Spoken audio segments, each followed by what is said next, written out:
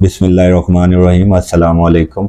सबसे पहले तो तमाम व्यूअर्स को जो है जुमातुल वदा मुबारक। अल्लाह ताला जो है हमारी ज़िंदगी में इस रमज़ान मुबारक की बरक़ात जो है हमारी ज़िंदगी में दाखिल करें और जो भी हमारी मुश्किलात हैं वो उन्हें हमसे दूर फरमाएँ। आज का टॉपिक जो है वो ख़तनों के रिलेटेड है। अक्सर क्लिनिक पे जो है वालिदैन आते हैं और सवाल करते हैं कि बच्चों के ख़तने कब करवाने चाहिए।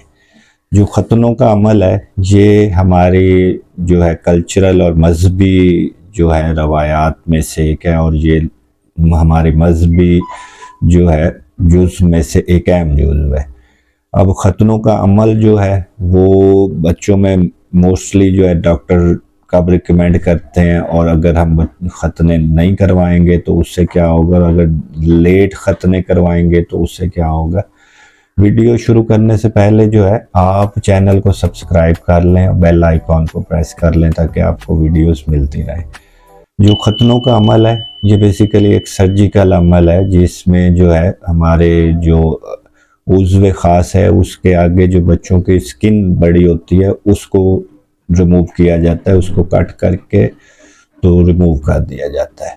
अब जो इसकी जो रिकमेंडेड एज है, एज सच रिकमेंडेड एज तो नहीं कह सकते, लेकिन जनरली जो है अगर तो बच्चा पूरे टाइम पे पैदा हुआ है और हेल्दी है और उसको कोई इशू नहीं हुआ तो फिर जनरली जो है डॉक्टर 7 से 14 डेज़ पे रिकमेंड करते हैं कि ख़तने करवा लें।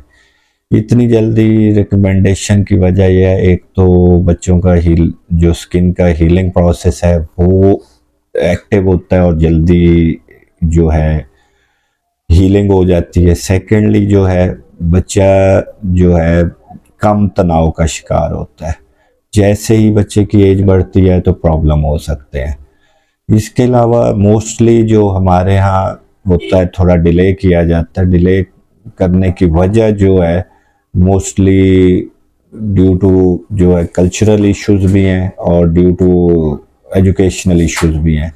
तो पेरेंट्स जो हैं वो ट्राई करते हैं कि 1 to 5 ईयर्स में जाके करवाएं। वैसे तो इसमें भी लोकल एनेस्थीसिया में ही ख़तने हो जाते हैं, लेकिन बाद औक़ात ये पेचीदा अमल भी हो सकता है।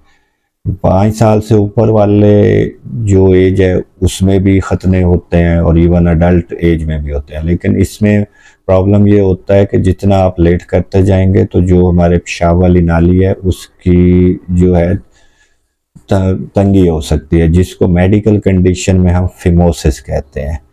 अब जब सरकमसीजन के लिए बेबी को प्रिपेयर करना है तो उससे पहले जो है आपको अपने जो है पीडियाट्रिशियन से भी कंसल्ट करना होगा और साथ में जो है यूरोलॉजिस्ट से भी। पीडियाट्रिशियन से कंसल्टेशन इसलिए ज़रूरी है कि आपके पीडियाट्रिशियन जो है आपके बच्चे की हिस्ट्री लेंगे। हिस्ट्री लेके तो अगर तो आपकी फैमिली में कोई जो है या फिर आपके बच्चे में कोई खून की बीमारी चल रही है या जिसमें बच्चों में खून देर से बंद होता है जिसको हम हीमोफीलिया कहते हैं, अगर ऐसी कुछ बीमारी है तो उसमें फिर जो है अकॉर्डिंग टू जो है बीमारी डॉक्टर साहब जो है आपके बच्चे को प्रिपेयर करेंगे फॉर सरकमसीजन। और इसी तरह यूरोलॉजिस्ट का काम है कि वो प्रॉपरली जो है एग्जामिन करके और प्रॉपरली प्रोसीजर को कैरी आउट करें। अगर हम सरकमसीजन नहीं करवाते तो क्या क्या प्रॉब्लम हो सकते हैं, तो इसमें बार बार यूरिनरी ट्रैक इन्फेक्शंस हो सकती हैं जिसको यूटीआई कहते हैं, पेशाब के रास्ते की सोजिश हो सकती है। इसके अलावा जो है उज़्व ख़ास की जो है वो उसकी इन्फेक्शन हो सकती है, उसको बेलेनाइटिस कह सकते हैं। और इसके अलावा जो है अगर ज़्यादा देर से हम जो है सरकमसीजन करवाएंगे तो इसको हम फिमोसिस कहते हैं, उसमें पेशाब की नाली जो है वो तंग हो सकती है। लिहाजा जो है जब भी बच्चा पैदा हो तो अपने बच्चे का चेकअप करवा के सरकमसीजन के बारे में भी अपने डॉक्टर से कंसल्ट कर लें, और अगर ज़रूरत पड़ती है तो फिर टेस्ट वगैरह करवा के तो उस हिसाब से अपने यूरोलॉजिस्ट से अपॉइंटमेंट लें। शुक्रिया।